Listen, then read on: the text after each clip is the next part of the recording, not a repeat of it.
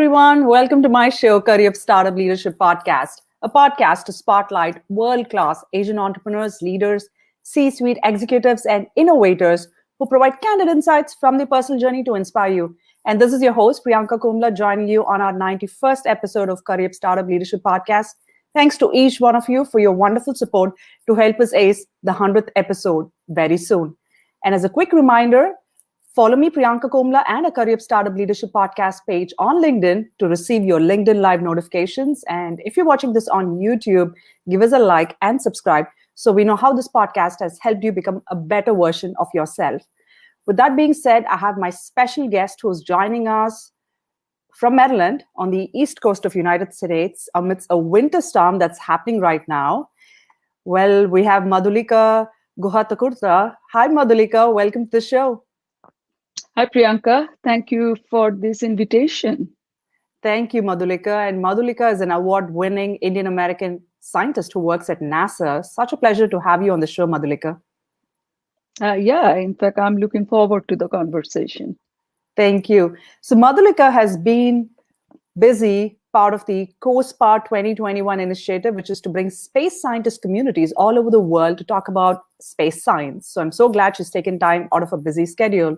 And let me give you a brief introduction about who this amazing woman is. For the past 2 decades, Lika has led the development of heliophysics as an integrated scientific discipline from which fundamental discoveries about our universe provide direct societal benefits.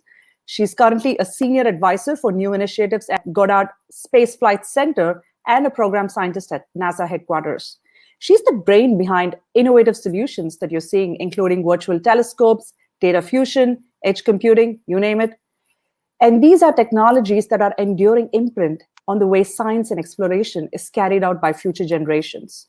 Super excited to have you on the show, Madhulika, and talk to you about your career journey because I see you as an amazing Asian role model for STEM. So thank you so much. I'm super excited to delve deep into your life. Well, first off, you gave me too much credit, but that's how it goes. Comes with the territory, I suppose. Let's start. Yeah, I mean it's kind of interesting. It's been quite a journey, all right. For which I don't think I could have written the chapters, and few chapters still remain to be written. So as I become sort of deeply aware that with every passing year, my orbital track around the sun is closing in, much like the Parker Solar Probe I enabled along with a huge community to get close to the sun. And I can almost sense an almost vertigo-inducing awareness of time and distance because this is a long span of time. As a young girl growing up very far away from this land, I watched humans land, first take their first step on the moon. In those days, to me, America, NASA, and even science itself were sort of mere concepts. They were vague, unformed in my young mind, as distant and unattainable as the lunar surface. Yet, look at us. We are talking to each other on a machine billions of times more powerful than the one actually that guided humankind on the moon. So I find myself sort of an integral part of that very organization that I watched long, long time ago. And through the science we pursue every day, I have reached out into space and figuratively touched the sun itself. And That's as amazing. Einstein, yes, it is. That's And I amazing, want to Madhulika. And I want to take you back to that journey. I know as a young girl growing up in Kolkata in India, I know curiosity was something that was very integral to your childhood. So tell us how, I know you were fascinated about the sun and the stars, but what actually prompted you to take on this path of a scientist?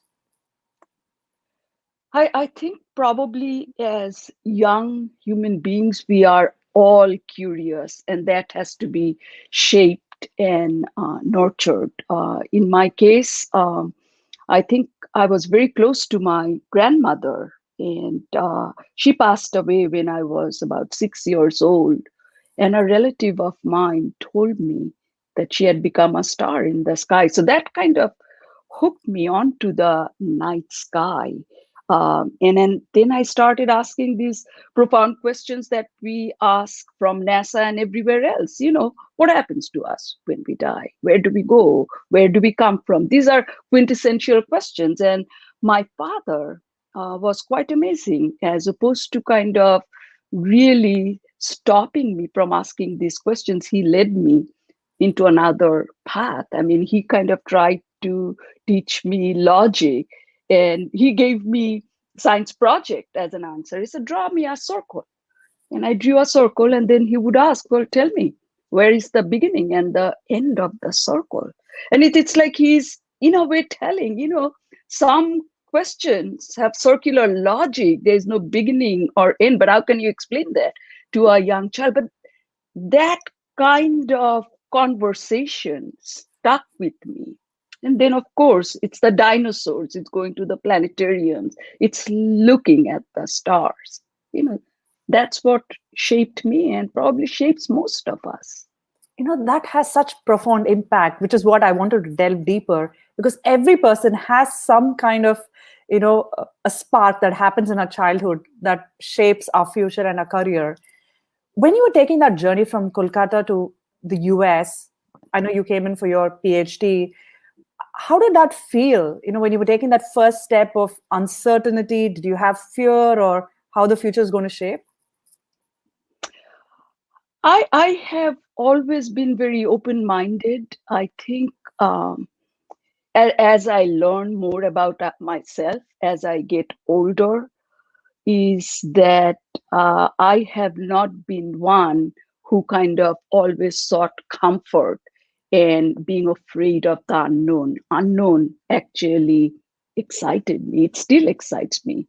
I'm quite a bit older from the days when I first came, but I kind of feel that I don't grow complacent with what I do, and always trying to see things in a new way or do things in a new way. I like that attitude of yours, because a lot of times we get into this comfort bubble and we just want life to be the same every day. But I feel so inspired talking to you today, Madhulika. Thank you. And to our listeners, please drop in a quick hello and the country that you're tuning in from. One lucky live listener is going to get a free mentoring session with Madhulika herself. So here's your chance to grab that wonderful session. Now, Madhulika, let me talk to you about your distinguished, prolific career at NASA.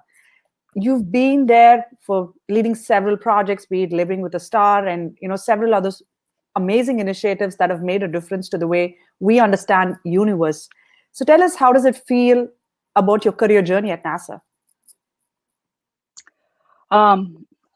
In one word, I would like to say that I feel privileged to have been working with a distinguished group of scientists and engineers. They are my NASA colleagues, but then there is the entire community and community from the entire world. So I feel that no one can create something alone, and my strength really comes from my community. They've been the guiding forces, and that keep my driving force alive indelibly.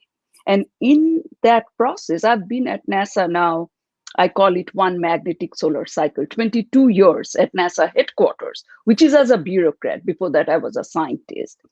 And of course, you have already talked about Living with a Star program. What a beautiful name for any science program, because we actually live with this star. We live in its outer atmosphere, and the entire solar system is shaped and sculpted by it. So, I've kind of helped enable missions like Solar Dynamics Observatory that look up close, and the activities on the sun, Van Allen probes that actually gave us a view of the energetic particles that are trapped in Earth's radiation belts, stereo mission that gave us the first 3D view of a celestial object like our star, Parker Solar Probe, is going to be the mission that's going to get closest to the star, really to measure upfront and personal. Solar Orbiter Collaboration, a partnership with European Space Agency that together with Parker are going to really lead us into new dimension of understanding. But that's just the mission side. I have also created portfolio of science to connect these varied topics, right? Ionosphere, magnetosphere, heliosphere, and solar physics. And that wasn't easy, bringing all these scientists to kind of work competitively and collaboratively. Created that. I created textbooks. And again, when I say I, it is the royal I, actually. It's we, the community. Heliophysics textbook. Heliophysics is a new discipline, actually, that people don't think about, right? So it's not just the study of the sun alone, it's sun and its connectedness in every facet. I have created educational shows, planetarium shows. So these are all the things I got to do uh, because I was at NASA, and I could work with the amazing group of scientists and engineers. Thank you for sharing some of these amazing key initiatives that you worked on. And as a quick reminder, I see a handful of live listeners who've tuned in. Please drop in a quick hello and the country that you're tuning in from. Madhulika is also going to take questions. So if you have an interesting question or a comment, feel free to drop them in the chat box. And one lucky listener is going to get a free mentoring session with Madhulika. So grab that opportunity right away. Now, Madhulika, I know you've been such a humble personality, but you were recently recognized as one of the top Indian American scientists. How does it feel when you get accolades like these? Because most of the times you're behind the scenes, but when people recognize you for such amazing, talent of yours, what was your feeling? So that one came as a total surprise because it wasn't from the scientific community, right? The scientific community over time, they know me. This came from the business world. And science and business, somehow we think they don't join. So I felt extra delighted that they had picked a scientist to showcase. And it's like I was standing for all the scientists to demonstrate that yes, what we are contributing is relevant to life and society. It's relevant to technology. It is relevant to sustainability. It is the engine behind all the economic growth. And I was really happy to see that there was a recognition of that kind of for the first time almost. Now, let me ask you a little bit more about this. As an Asian, as a woman of color scientist, how does it feel to work even at NASA or just generally the field of the scientific community? Have you seen any challenges there, especially as an Asian? I would say this is how I would phrase it. Okay. That what I have found over time is that any kind of cooperation require tenacity and negotiation skills that basically transcend borders and can break down any bureaucracy. And in that context, I would even reference this book by the Indian Nobel laureate Amartya Sen called The Argumentative Indian. I'm kind of looked upon as an argumentative human being. But what that illustrates is the fact that dialogue is the only way to discover the many-sided aspect of truth. So, I'm uncomfortable saying that I've been discriminated against a woman for color, for being short or short hair, long hair. Most of my life, I did not actually think about this, honestly. Neither did I have time to observe it. You need to look, think, and pause to know that this is happening. So it's a good thing not to look in a way. But in the last several years, we know that things have changed. We know that America has changed. We see that reflection everywhere. And I do not doubt that there is a lot of unconscious bias, in the field of science and everything else. But I say that, we are all here to do a job. We all have a goal, and let's stick to that. And if there are obstacles, let's fight that. That's very true. Thank you for being so candid in talking about, how it's always good sometimes when we don't pause and reflect. So we don't go into this rabbit hole of stereotyping ourselves. That's a nice perspective. So thanks for sharing that. The other thing, Madhulika, we talk about the STEM talent pipeline and how there's always a leakage, not enough women in STEM, not enough, in general. US needs to do a lot more in terms of bringing more talent into STEM. What is your take on the current status of STEM workforce? Well, I have a lot of thought to begin with about STEM. I think the STEM fields are unique. I mean, they are where sort of the impossible becomes reality on a daily basis. But having said that, and while I have devoted my life to science, I and recognize STEM is worthy.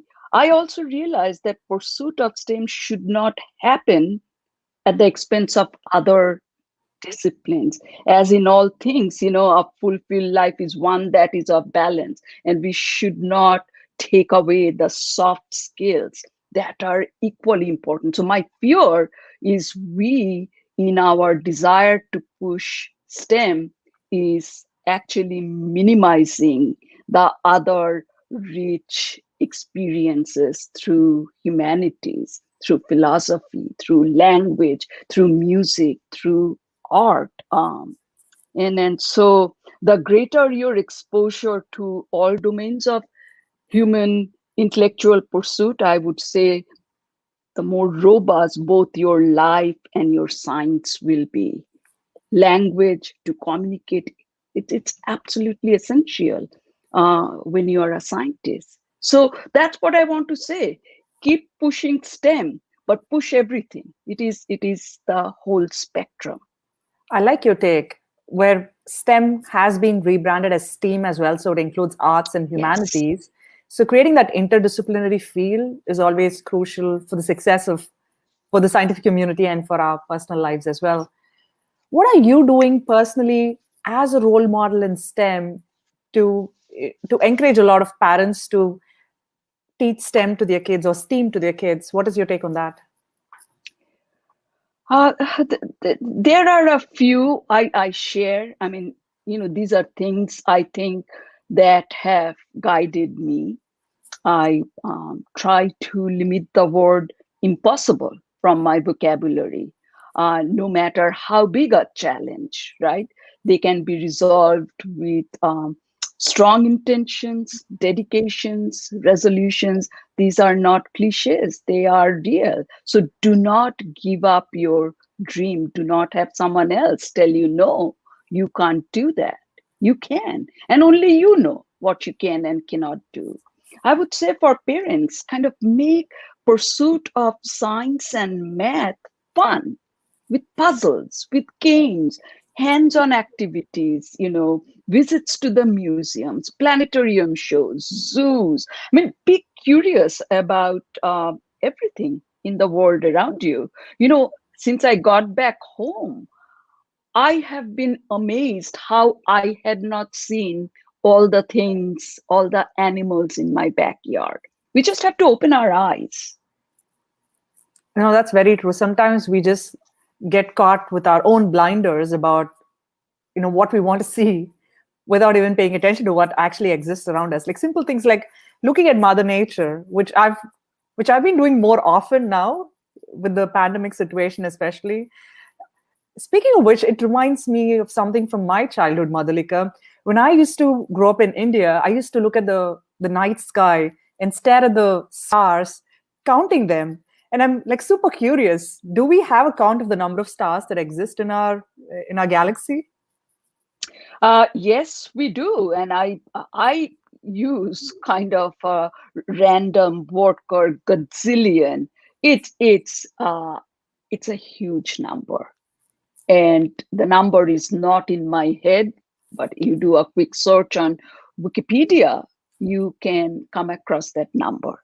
But again, I would say that number is just a reflection of our knowledge today, right? It's our ability to see, measure, calculate. There's an invisible world. There's dark matter. There's just still so much. The amount we know versus the amount we don't know is incredible. And so, yes, today we do have a number count based on all our missions, all our theory, all our observation. And it is a mind-boggling number. That's amazing to hear. I'm glad there's a number associated with it now that I've There is, found my answer after all these years. So, Madhulika, let me ask you this. You've been very successful in your career, and your dad was very instrumental to let that curiosity instinct grow in you. But as you flourished in your professional career at NASA, how important has mentorship been to you personally?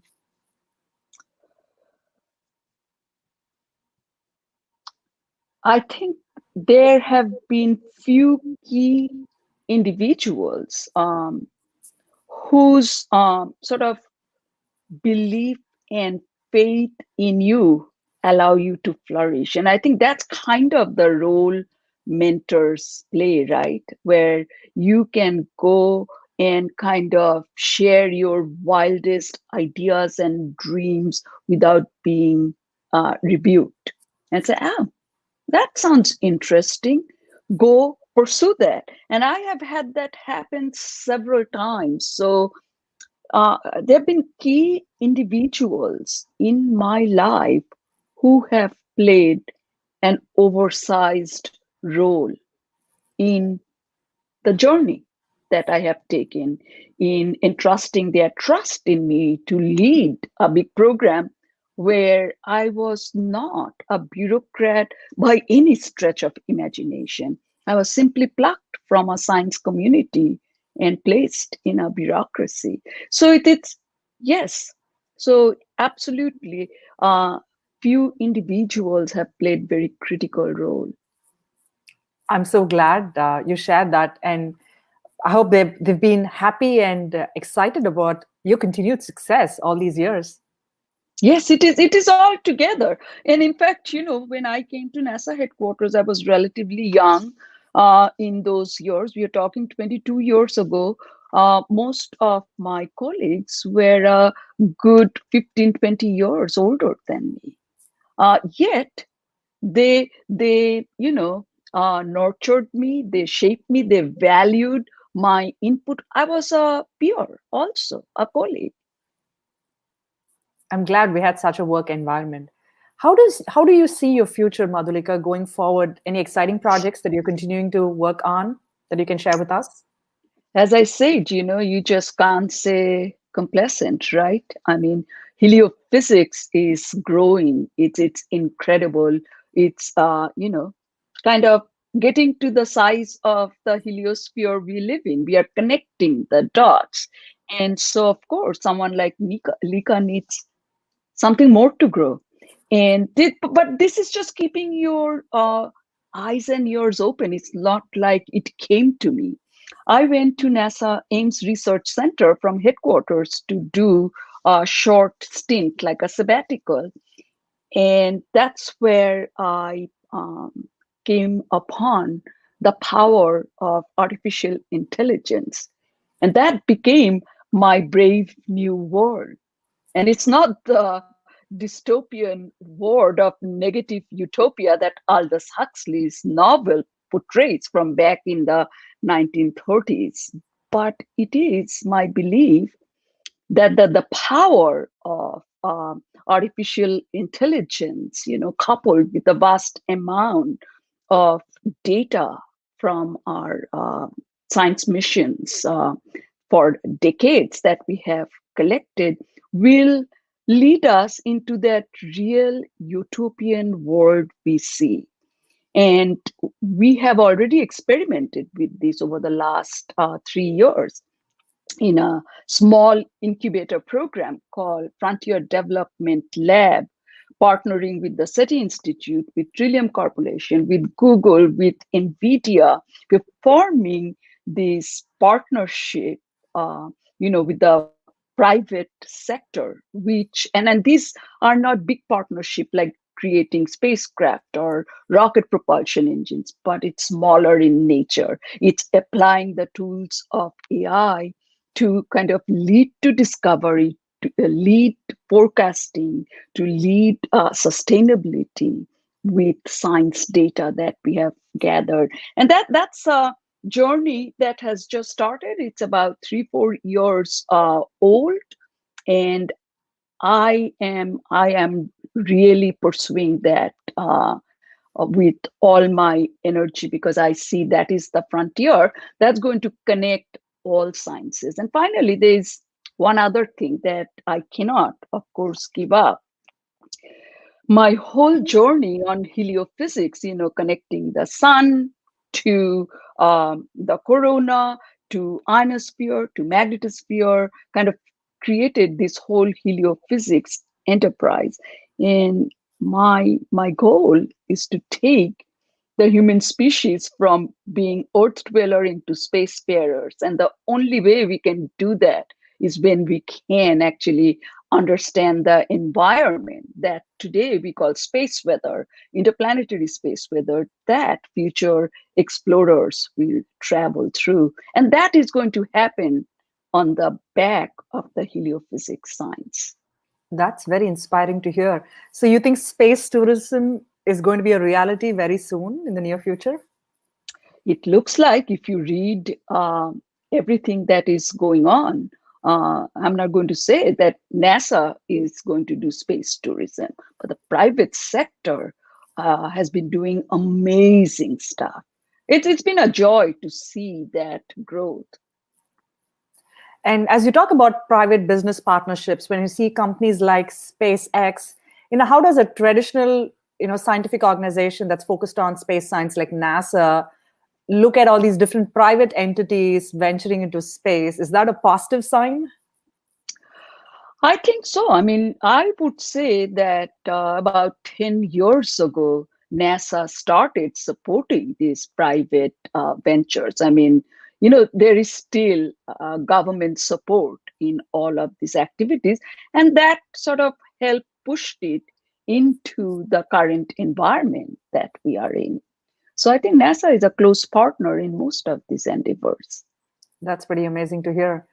You've had such a successful career, Madhulika, but when you look back, I'm curious to know, how do you handle low moments in your life when you're working on these amazing research projects and things don't go the way they expect it to be?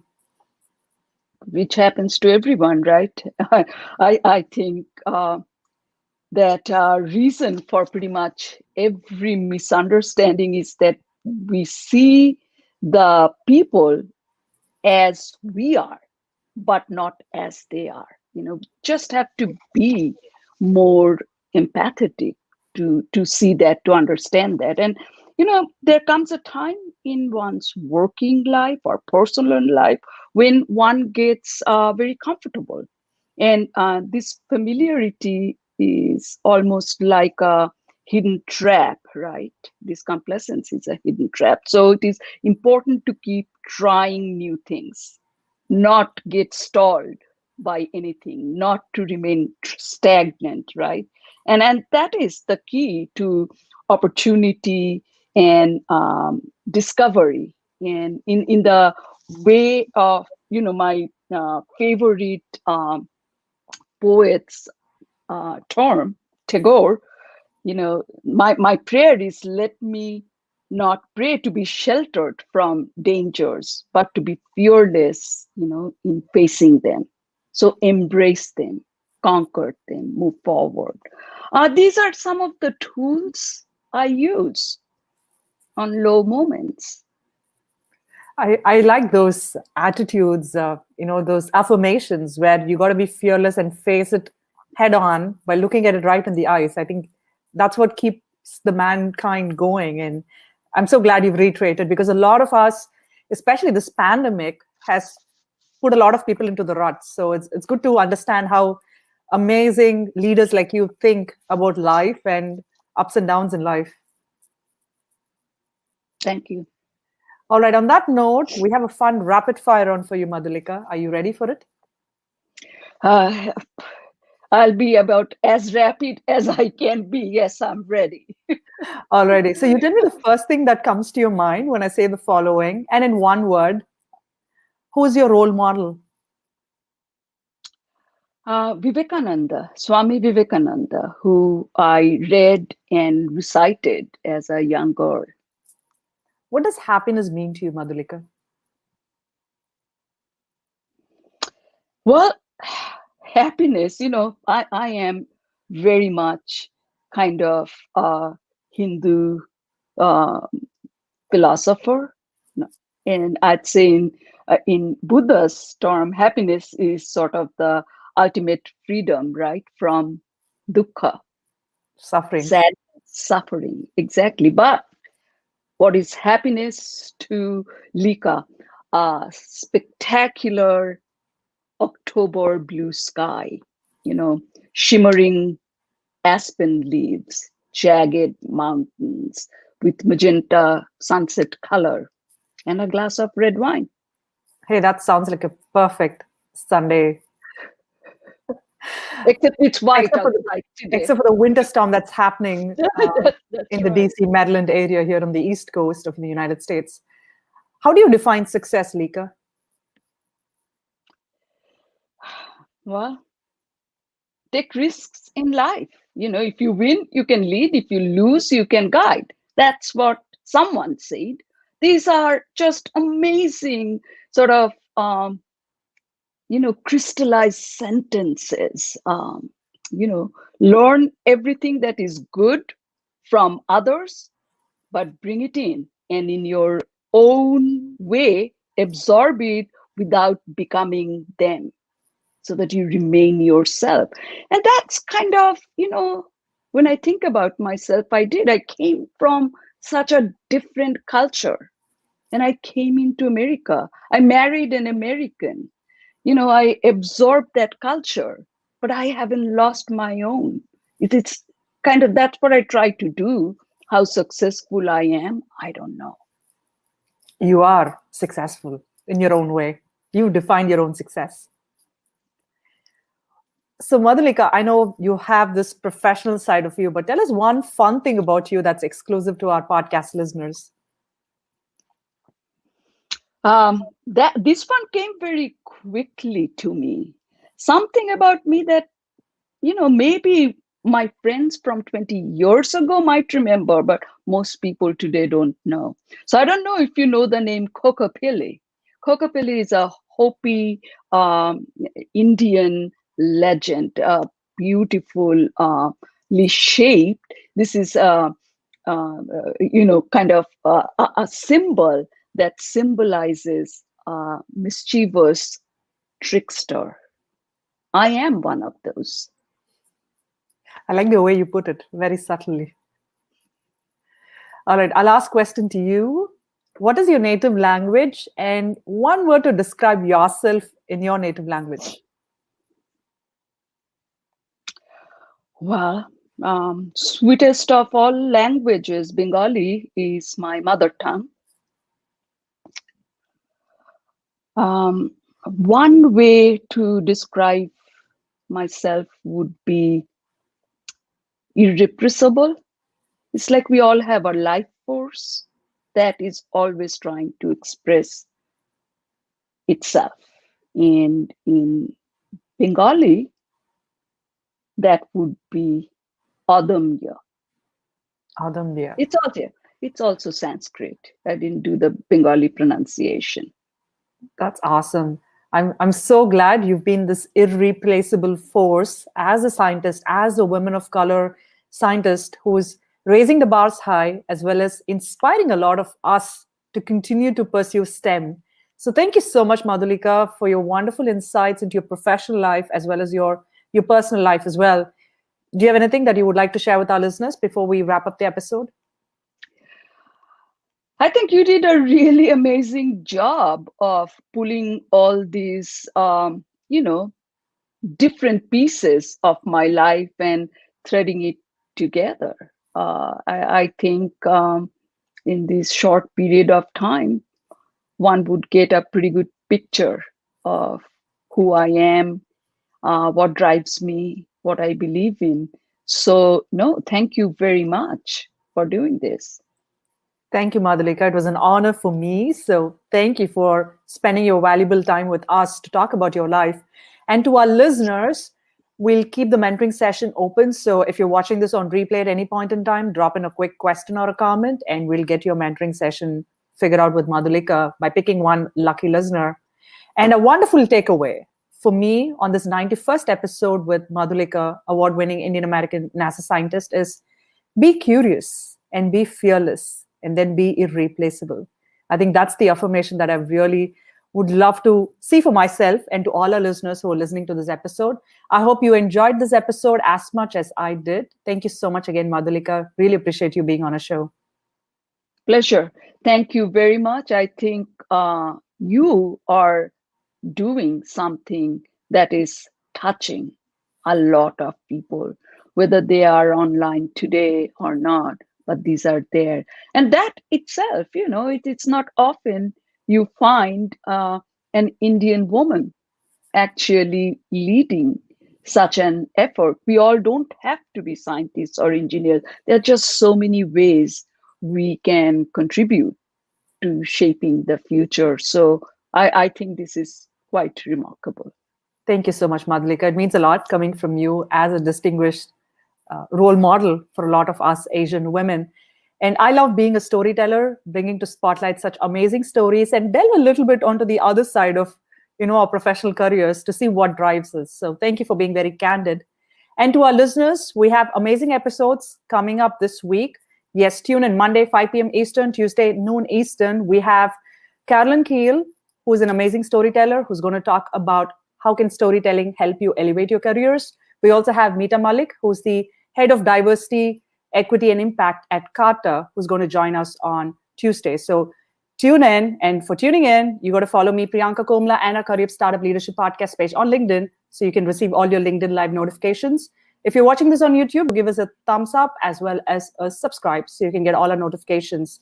And for our podcast listeners, give us a like and a follow there as well so you can get your episodes on your queue as and when we get them out for you.